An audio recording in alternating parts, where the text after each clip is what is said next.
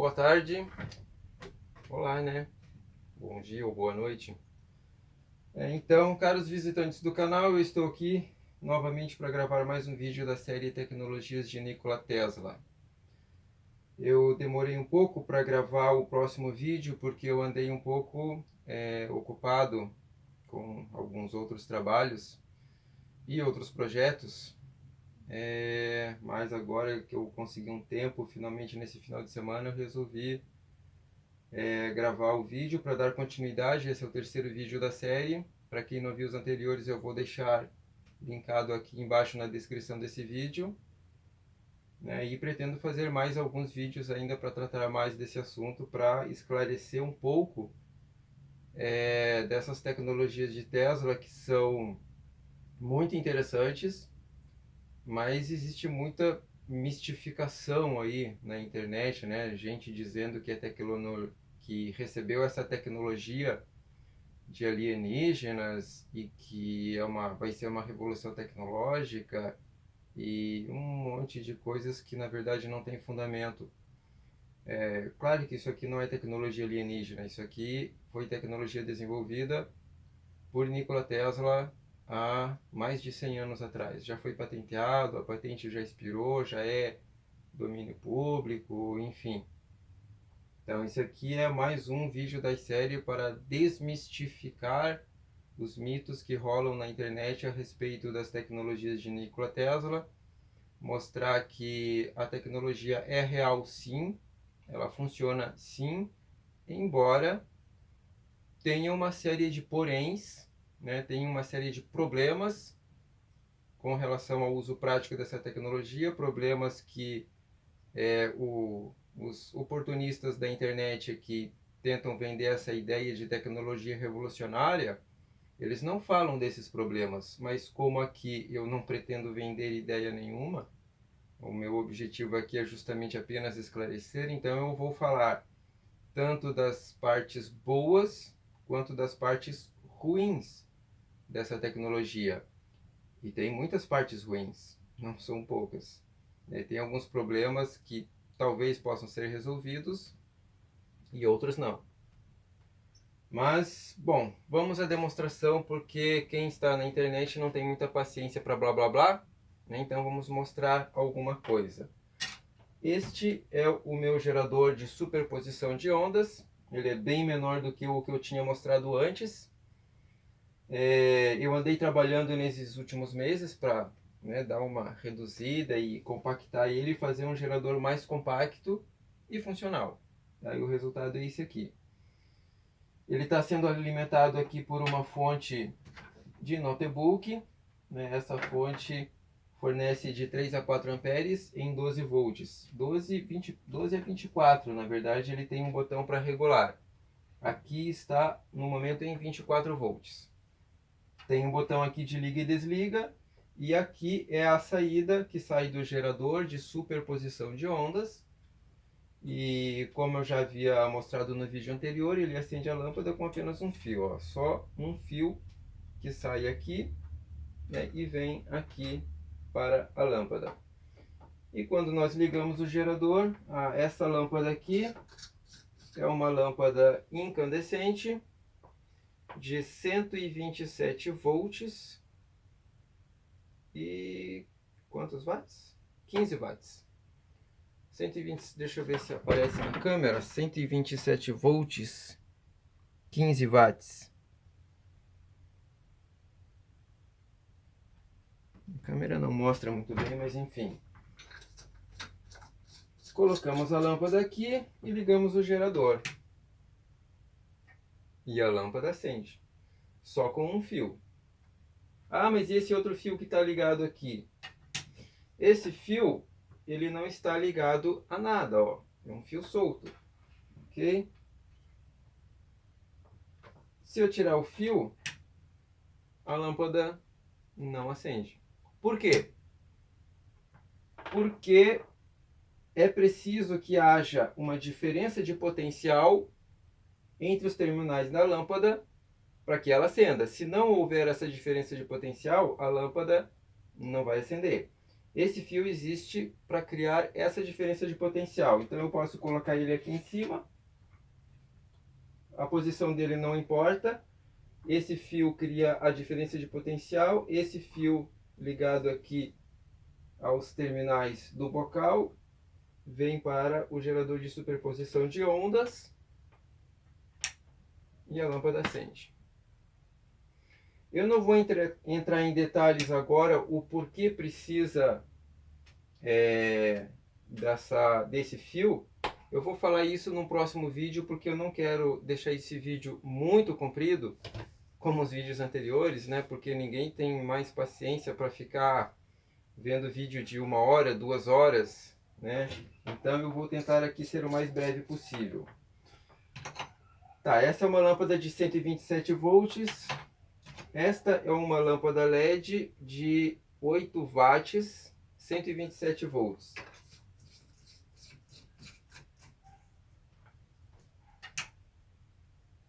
E ela também acende. Meio fraca, mas acende.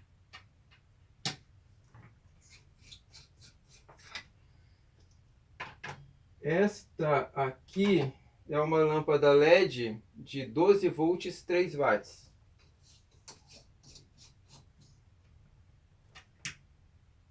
Acende meia boca.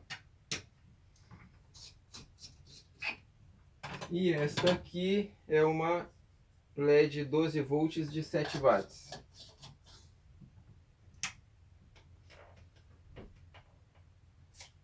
Ok? Então tá aí. Gerador de superposição de ondas, acendendo lâmpada com apenas um fio. Muito bem. Como que funciona isso? Por que que esse gerador tem esse efeito? Então vamos acabar com essa onda de mistério e vamos mostrar de uma vez por todas o que que é afinal esse gerador de superposição de ondas?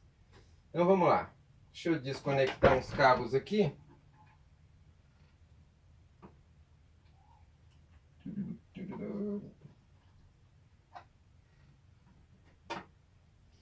E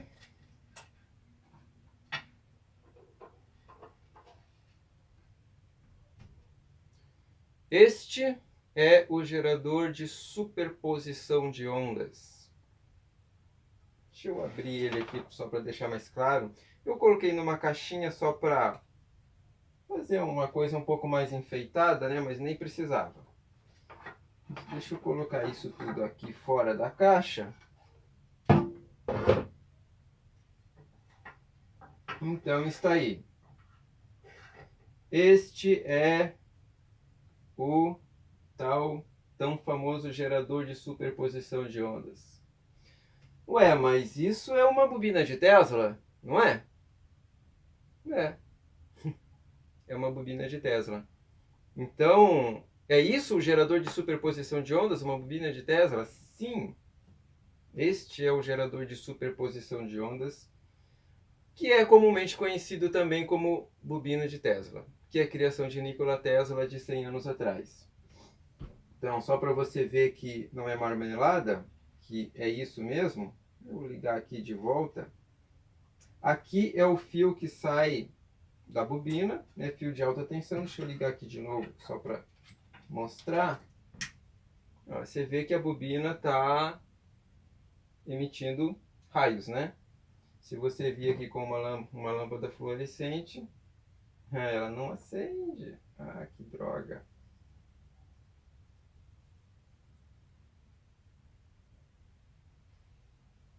Bom, mas é quase isso. O que que eu faço? Eu simplesmente ligo a saída da bobina ali na lâmpada. Se eu conseguir prender aqui, que essa garra aqui não está muito boa,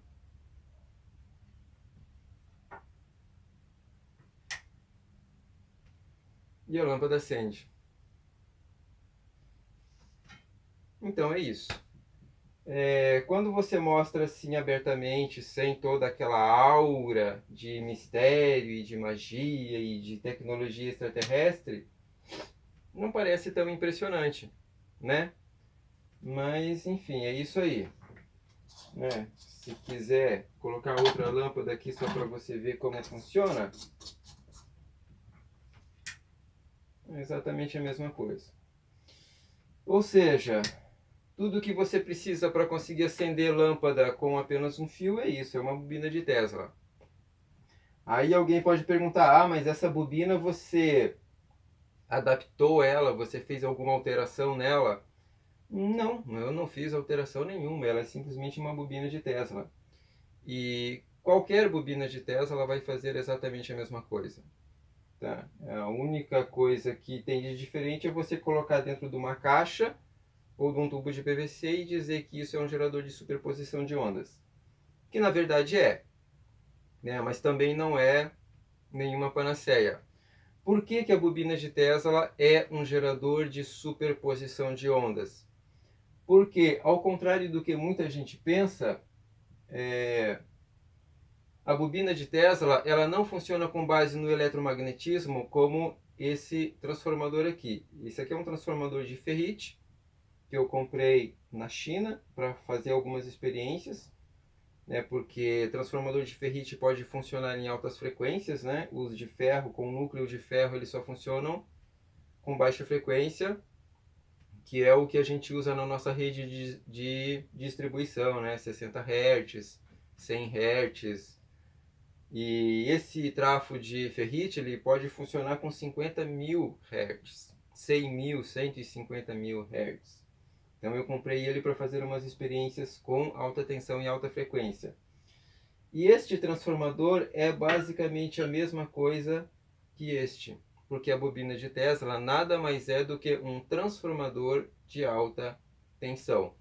Aqui você tem a bobina, o enrolamento secundário, o enrolamento primário, aqui é o fio que vem da saída, a base do fio fino que é ligada no circuito, esse aqui é um circuito oscilador.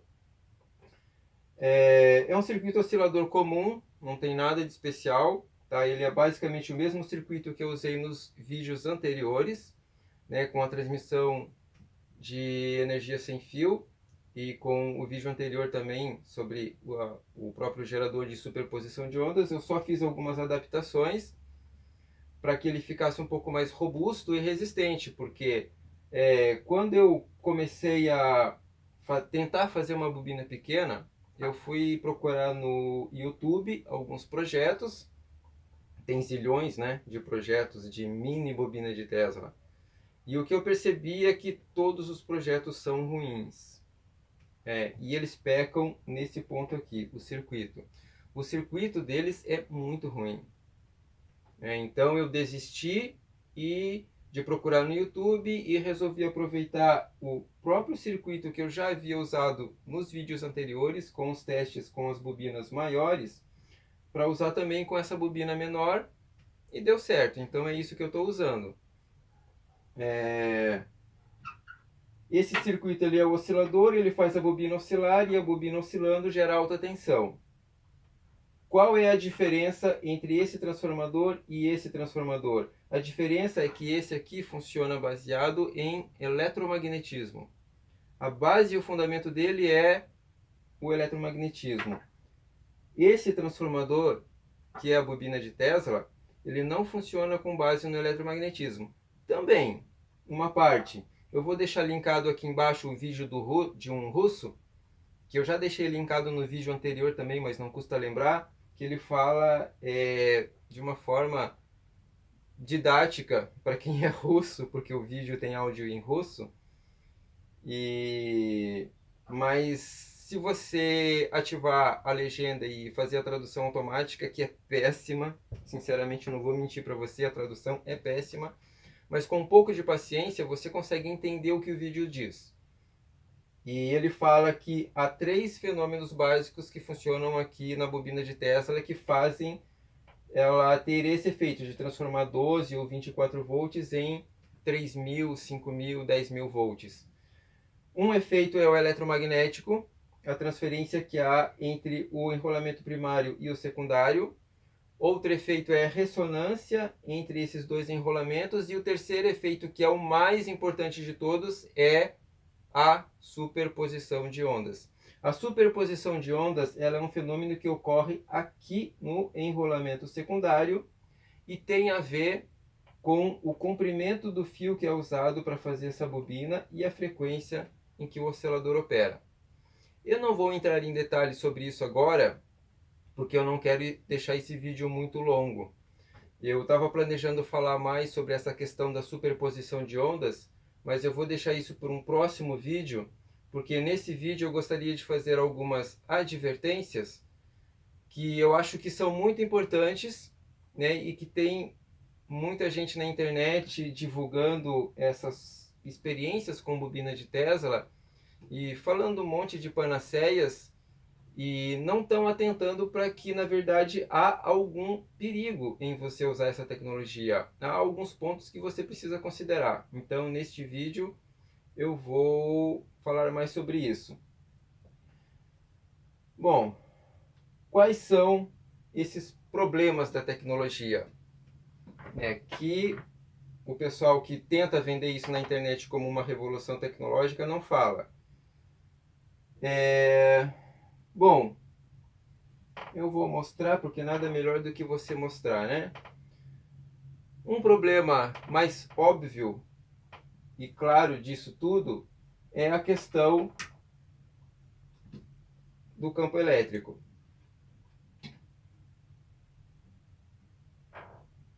Agora você não vai funcionar. Ó, se você chegar com uma lâmpada fluorescente perto do fio, você vai ver que tem alta tensão. Quer dizer, em torno do fio, em torno da bobina, na verdade, né? Em torno de toda a bobina há um forte campo de alta tensão. E em torno de todo o fio também. Tudo o que estiver ligado na saída da bobina vai estar energizado com alta tensão. Qual alta tensão? Algo em torno aqui, esse sistema, o radiador esquentou um pouco. É importante você colocar um bom dissipador de calor no transistor para ele não queimar, porque geralmente a parte que mais queima nessas experiências é o transistor. Tudo que você tiver ligado na saída vai estar energizado com alta tensão. Aqui esse sistema está funcionando em torno de 3.000 volts a 5.000 volts mais ou menos. Como que eu sei isso? Pelo tamanho do raio. Deixa eu apagar a luz aqui para dar para enxergar melhor.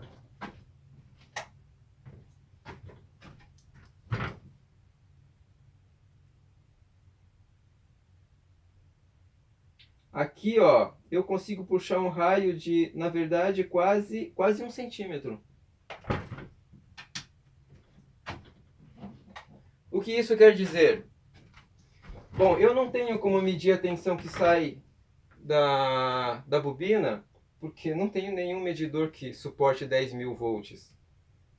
Mas dá para fazer essa medição, ou uma estimativa aproximada, pelo tamanho do raio que você tem quando você produz uma descarga elétrica. A princípio, cada 1 milímetro de raio corresponde 1.000 volts. Como aqui, quando eu puxo um arco de raio, ele chega a dar quase 1 centímetro, em torno de 1 centímetro, ou seja, 10 milímetros, então na verdade está passando aqui por esse fio algo em torno de 10.000 volts. Tá? Isso é um problema. E tem o campo elétrico que está em torno aqui de tudo o que estiver ligado.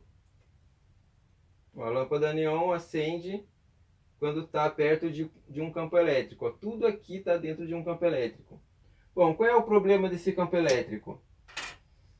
Interferência em equipamentos elétricos e principalmente os eletrônicos. E dentre os eletrônicos, principalmente os digitais, apesar de que hoje eu acho que todo equipamento eletrônico é digital. Esses equipamentos eletrônicos, eles são extremamente sensíveis a descargas elétricas. Eu trouxe aqui para você ver uma coisa que os leigos provavelmente nunca viram. Isso aqui é uma pulseira eletrostática, ou uma pulseira anti-energia estática. Você coloca, ó, você vê que ela tem uma parte de metal aqui. Essa parte de metal é usada para fazer contato com a pele. Né? Você põe ela no braço, geralmente no braço, e você liga a outra ponta a uma estrutura de aterramento. Pode ser um terra mesmo, se você tiver um terra em casa, ou pode ser o terra da tomada mesmo. Não o neutro, nem o fase, tá? Pelo amor de Deus. Você vai ligar isso aqui no terra, no aterramento. Ou pode ser também qualquer estrutura metálica. Uma estante de metal, um armário de metal, qualquer corpo metálico grande serve como aterramento.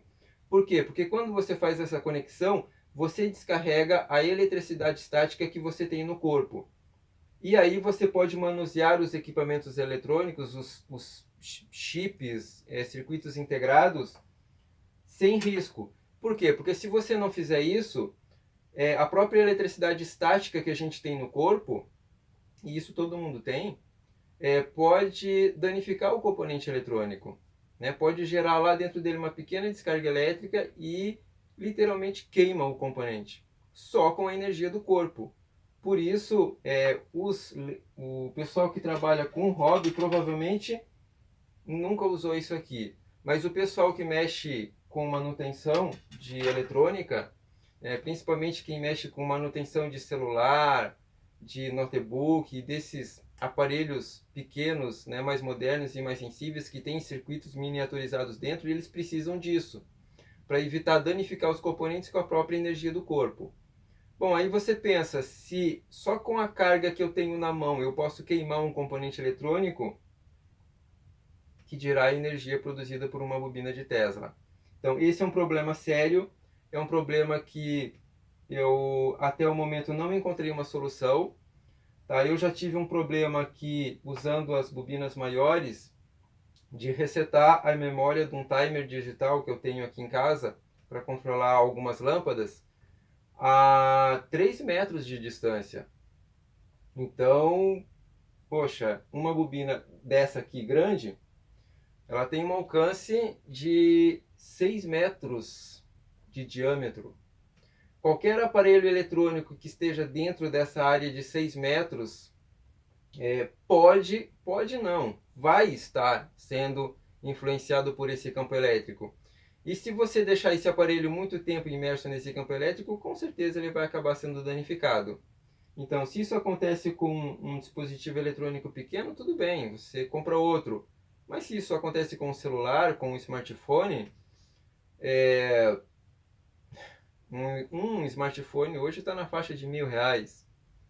Então, de repente, não é interessante você jogar um celular de R$ 1.000 fora porque você resolveu fazer algumas experiências ou algumas brincadeiras com bobina de Tesla e não atentou para esse detalhe. Então, esse é um dos problemas sérios. Tá? Um problema que eu acho que é muito importante e que está sendo ignorado na internet, né, pelo pessoal que está divulgando essas coisas, é que essa interferência elétrica é praticamente importante no caso de pessoas que têm marca-passo, por exemplo.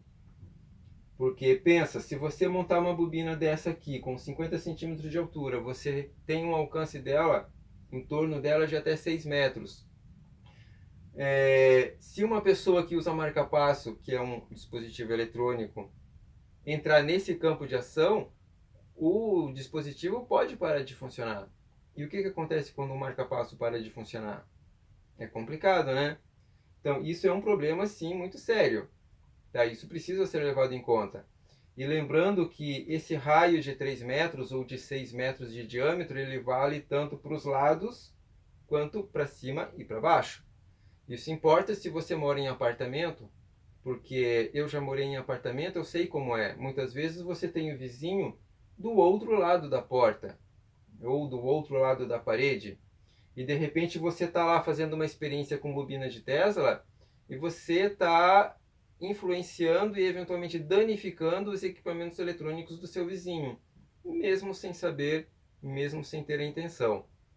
Então, a bobina de Tesla para quem gosta de fazer experiência, é algo muito interessante, mas precisa de alguns cuidados. Você tem que fazer isso de forma um pouco consciente. Não é um brinquedo, tá? Não é uma coisa que você pode simplesmente usar e brincar como se fosse algo totalmente inofensivo.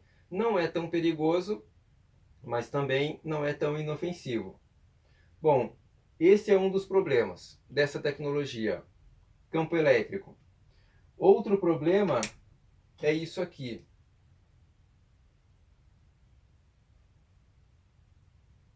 A descarga elétrica.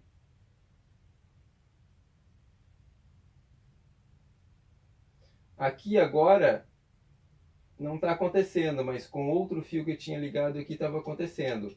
E se você usar tensões mais altas, com certeza vai acontecer.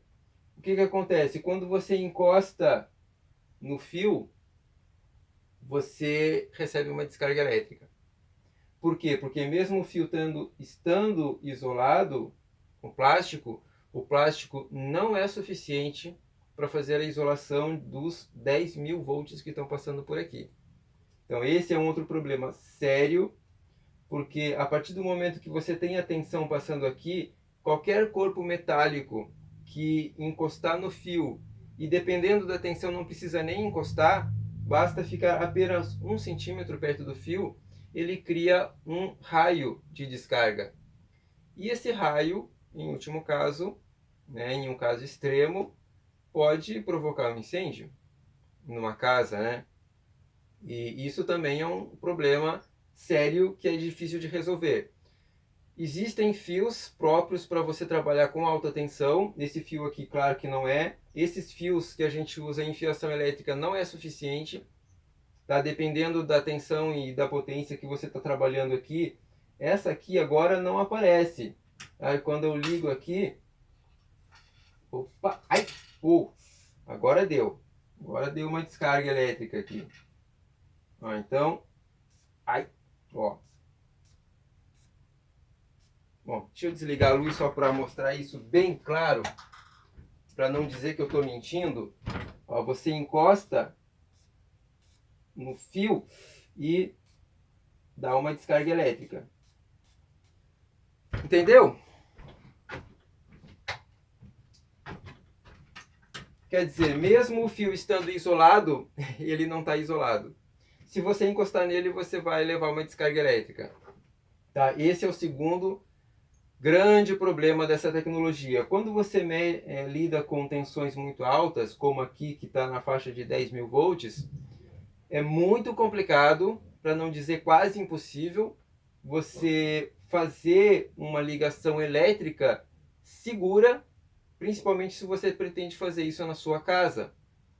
Porque qualquer coisa metálica que chegue perto do fio pode gerar uma descarga elétrica e isso pode dar origem a um incêndio. Então, esse é outro problema muito sério dessa tecnologia. Um outro problema, além do campo elétrico, além dessa questão da descarga, tem também a questão da influência, né, que esse campo elétrico está produzindo em nós. Eu estou aqui, eu estou mexendo com isso, eu estou lidando com isso, não acontece nada de ruim, eu pelo menos não sinto nada. E com certeza muitas pessoas já fizeram isso direto e não acontece nada. Mas será que a nível de células, as minhas células que estão dentro desse campo elétrico potente que está pulsando aqui em alta frequência, será que isso não pode prejudicar as células? Será que isso não pode ser cancerígeno a longo prazo? Claro que se você monta um aparato só para fazer alguns testes, isso não deve ser grande problema. Mas se você quisesse, por exemplo, montar uma bobina dessa, para usar como um transmissor de energia sem fio na sala, para ele alimentar os equipamentos da sala, e você ficar de repente horas, todos os dias, sendo bombardeado por esse campo elétrico potente em cima de você, depois de anos, possivelmente você poderia acabar com um câncer. Esse é um problema, esse é um risco que nós não sabemos se pode acontecer, mas nós também não sabemos, enfim, a gente não tem a segurança se isso vai ou não vai acontecer. Por via das dúvidas, né, por questão de segurança, se você não tem certeza que é seguro, então é melhor não usar. Então, esse é o terceiro ponto. Tá? O campo elétrico, as descargas elétricas espontâneas, a influência sobre os corpos orgânicos, e isso não é apenas nós, pode ser para as plantas e para os animais também. E um outro problema sério é a questão da emissão de ondas de rádio. Ah, mas bobina de Tesla não emite onda de rádio. Emite sim. A bobina de Tesla é basicamente um indutor. Todos os indutores, quando oscilam, emitem ondas de rádio. Essa bobina aqui, no caso, ela está funcionando na faixa de 500 a 700, 800 kHz. Ou seja, ela oscila em torno de 800 mil ciclos por segundo. E claro que ela está produzindo ondas de rádio nessa frequência. Eu só não tenho aqui um aparelho de rádio para mostrar, porque se você pegar um aparelho de rádio e sintonizar na mesma frequência que a bobina está oscilando, você vai perceber no aparelho de rádio um chiado, né? Da onde que vem esse chiado? Da bobina de Tesla, porque ela está emitindo ondas de rádio sim. Então tem essa questão também das ondas de rádio e de eventualmente estar interferindo em outros equipamentos elétricos. Em outros equipamentos que usam ondas de rádio. Apesar de que hoje em dia essa faixa de kHz era usado para AM, né, para as rádios AM, agora me parece que as rádios AM nem existem mais, né? Elas foram convidadas a migrar para a faixa de FM que opera na faixa de megahertz. Então, a princípio, esse sistema não interferiria em rádios, mas poderia interferir em outros equipamentos, né? Rádios amadores, rádio de polícia, de bombeiro ou qualquer outra coisa do gênero. Enfim, existem regras. Se você quiser comercializar esse tipo de equipamento, existem regras de segurança, né, com relação à emissão de RF. Esse brinquedo aqui, esse dispositivo, com certeza não passaria nessas regras, pela quantidade de RF que ele está emitindo. Essa bobina ali grande de 60 centímetros de altura, 50 centímetros de altura, com certeza também não passaria. Então esse é outro problema. E com relação às emissões de RF também tem o fato de que, apesar de ser polêmico hoje, existe essa possibilidade de ondas de rádio serem um componente que leva ao desenvolvimento do câncer. Claro que câncer é uma doença multifatorial, né? São várias coisas que podem levar uma pessoa a desenvolver câncer. Não é só isso, nem só aquilo. Mas, enfim, isso é um fator a mais, né, que precisa ser considerado como um risco. E se você acha que isso é teoria de conspiração, que não tem nada a ver, essa história de RF com câncer, bom, há muitos países europeus que já baixaram leis para controlar essas emissões de RF. Tem lugares, por exemplo, que é simplesmente proibido você usar qualquer equipamento que receba ou imita RF, ondas de rádio. Por exemplo, clínicas e hospitais que trabalham com tratamentos de saúde, etc. Então, apesar de não ser totalmente provado que RF é um fator cancerígeno, vale o princípio da precaução. Se você não tem certeza absoluta que é seguro, é melhor não usar.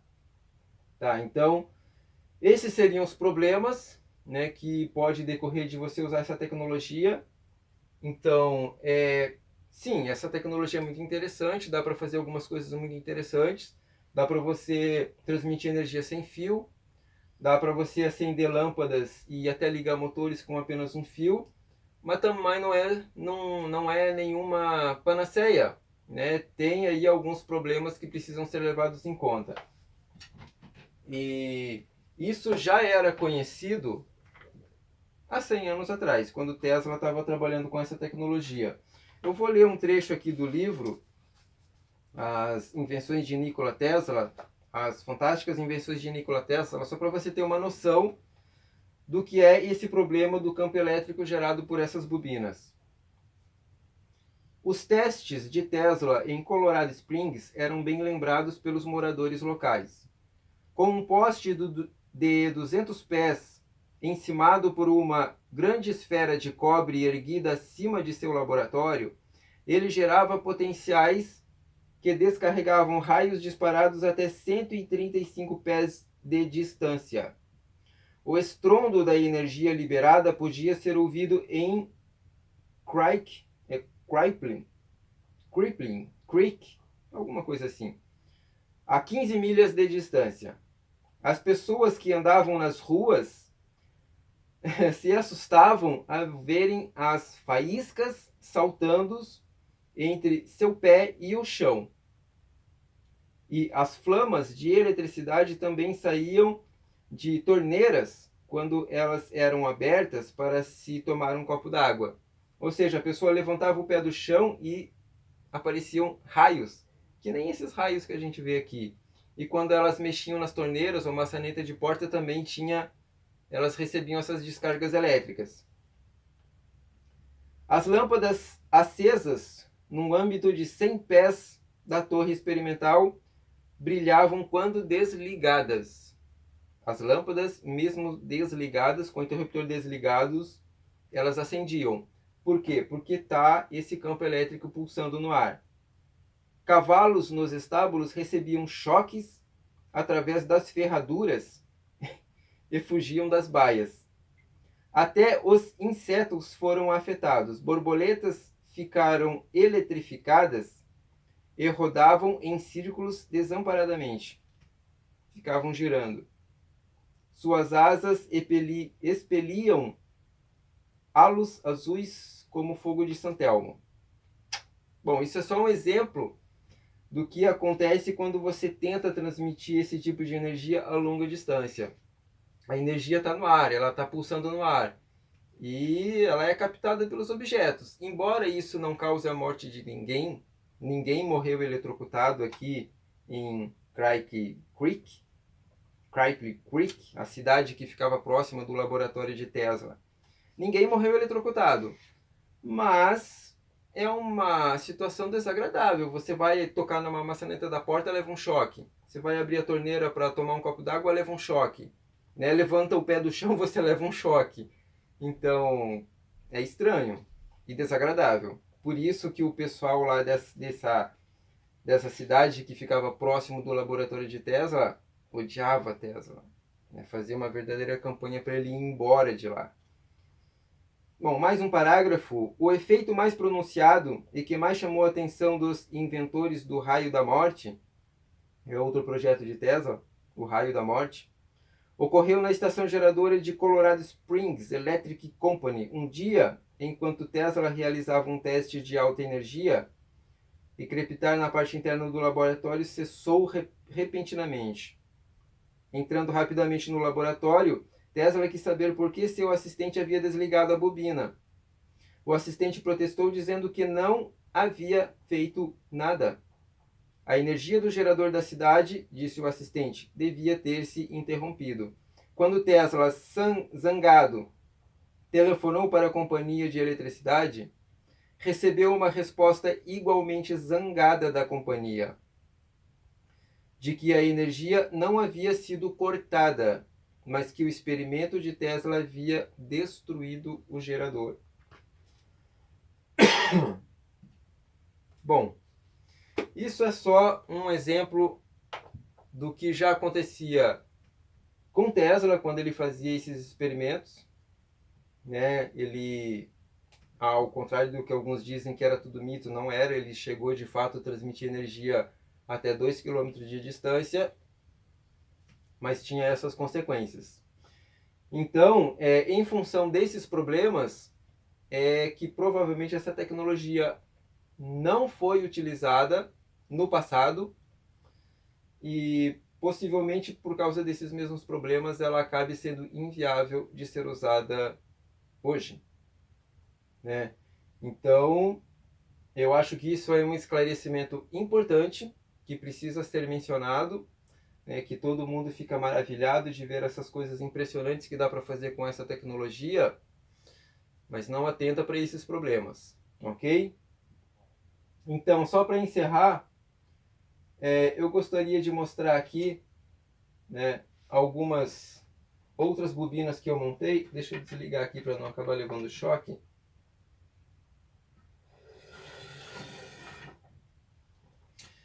Essas aqui são bobinas que eu venho montando nesses últimos meses, né? Eu comecei com as grandes e depois parti para as bobinas menores, porque eu queria uma bobina mais compacta, mais fácil de trabalhar. Essas aqui são só algumas delas, né? Tem outras. Essa aqui, por exemplo, é outra bobina, né, que eu montei para fazer alguns testes, para você ver que o formato da bobina em si não é tão importante. O que importa realmente é o comprimento do fio que você é usado para fazer o enrolamento secundário da bobina. Mas sobre isso eu vou falar em outro vídeo para não deixar isso aqui extenso demais. Aqui são os enrolamentos primários, né, que eu fiz, vários modelos. Enrolamento primário, mais um, mais um, mais um. Então, eu fiz vários modelos aqui justamente para testar todos eles, né? Deixa isso aqui em cima. Por quê? Porque é interessante você fazer esses testes para você verificar, né? Você tem que testar a bobina em vários formatos diferentes, várias configurações diferentes. Aqui não sei se dá para ver, mas cada bobina eu fiz aqui algumas anotações, que é o número de metros em fio, a resistência ômica, o número de espiras, o tipo de fio, que esse aqui no caso é o AWG 28 com 0,45 milímetros. Então, você vai fazendo os testes e vai chegando a algumas conclusões. A menor bobina que eu consegui fazer é esta aqui.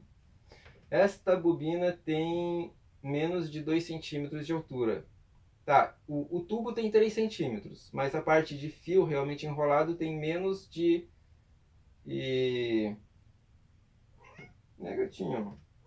Tem menos de 2 centímetros de altura. Eu fiz algumas delas. Essa aqui não deu muito certo porque o fio acabou soltando, aqui ele desalinhou. E essa bobina panqueca aqui também, que é uma das grandes, entre aspas, descobertas que eu fiz. Tá, eu vou mostrar aqui para vocês só para encerrar o meu xodó do momento, que é esta micro bobina de Tesla. Esta bobina, ela tem... Deixa eu colocar aqui bem perto só para mostrar. Ela tem menos de 2 centímetros de altura. Tubo de PVC com 3 centímetros e a parte de fio é menos de 2 centímetros de altura. Deu um trabalho danado para fazer essa bobina aqui. Não foi fácil. Esse fio que está sendo usado aqui, ele é o AWG 40, eu acho. É o fio esmaltado mais fino que existe. Não tem fio mais fino que esse. A espessura dele é 0,05 milímetros. Ou seja, metade de 1/10 de milímetro. É muito chato manusear esse tipo de fio. Dá um trabalho danado conseguir montar uma bobina com esse fio. Mas eu quis fazer porque eu estava curioso para saber até que ponto era possível miniaturizar uma bobina de Tesla. Eu queria fazer a menor bobina possível. E esta é a menor bobina que eu consegui fazer até este momento. Deixa eu colocar uns suportes aqui. Tem que deixar na altura certa para ela funcionar.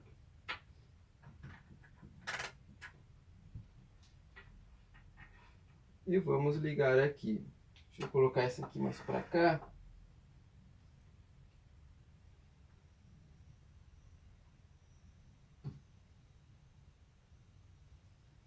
Ó, e você vê que ela emite raios.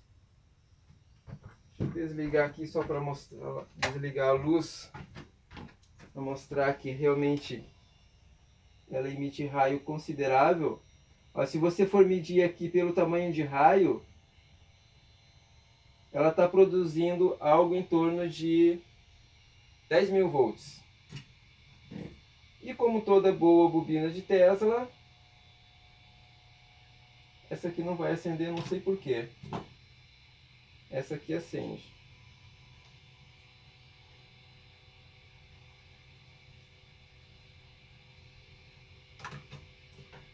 Lâmpada.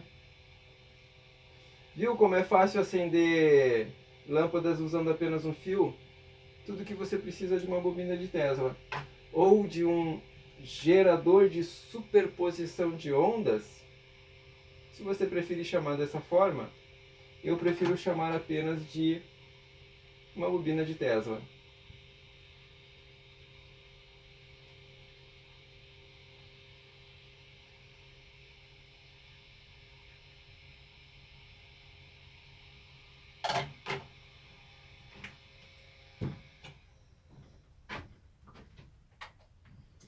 Bom, como essa bobina aqui ela é muito baixa, eu não poderia usar, como nas bobinas normais geralmente é usado, né, esse tipo de enrolamento primário, porque ele não daria certo. Bom, eu tentei, não deu certo, então eu tive que partir para outra solução, que é esta bobina tipo panqueca.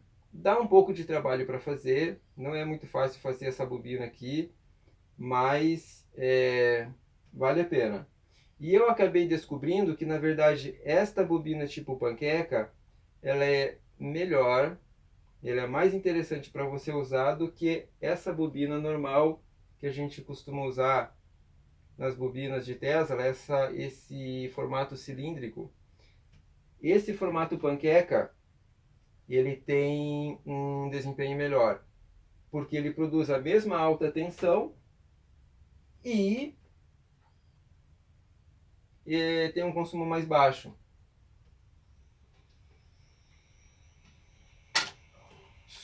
Só para mostrar aqui uma coisa que eu tinha mostrado em foto e um monte de gente falou: isso é truque, isso é truque, isso é fake, isso não é verdade. Lâmpada incandescente acesa por um único fio. Vou colocar no escuro só para conseguir enxergar melhor.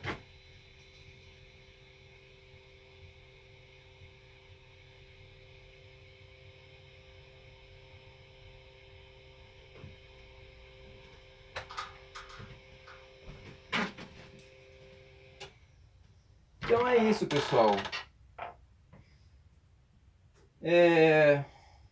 Eu vou parar por aqui, né? Agora que eu consegui concluir, né, alguns desses testes com as bobinas menores, eu vou ver se eu termino aquele projeto que eu comentei no primeiro vídeo, que era fazer os postes de iluminação para o jardim sem fio, né, postes wireless. Agora com essa bobina menor dá para pensar em fazer isso, fica mais prático.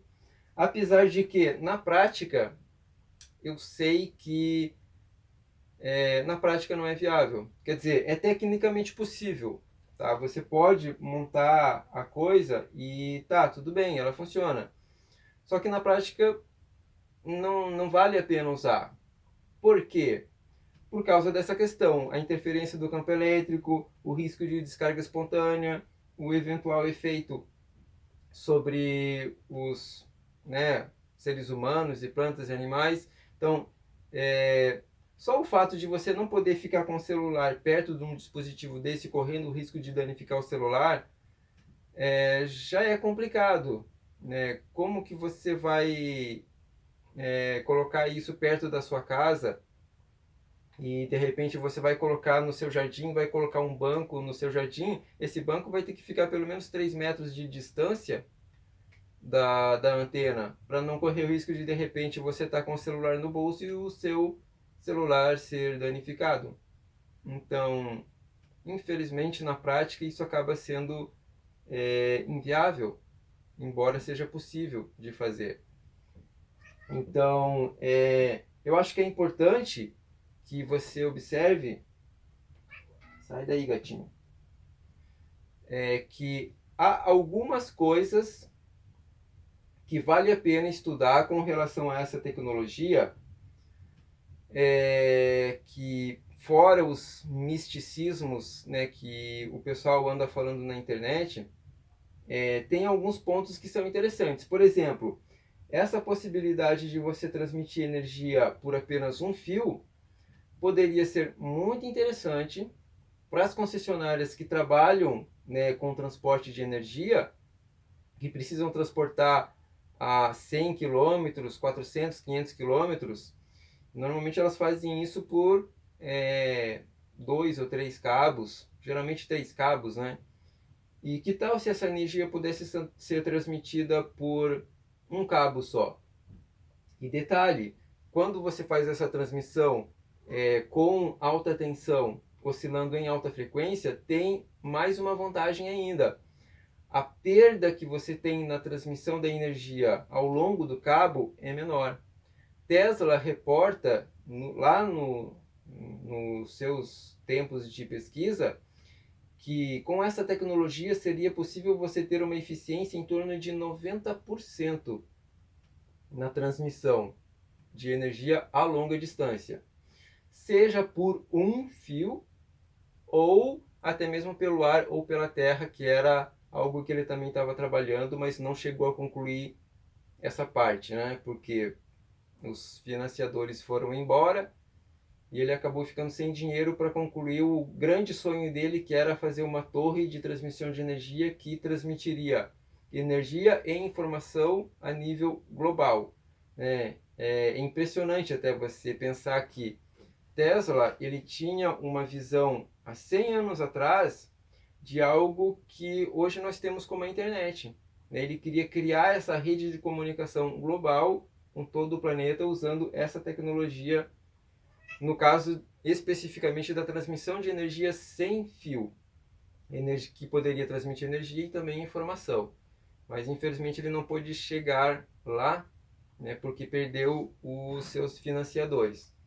Mas enfim, essa tecnologia poderia ser útil hoje, né, para a transmissão de energia a longa distância. Porque nesse caso não haveria casas perto, você não teria isso dentro de casa, né? Então essa questão do campo elétrico, que poderia estar afetando equipamentos elétricos e eletrônicos, não seria grande problema. Então, em uma situação bem específica, essa tecnologia podia ser útil.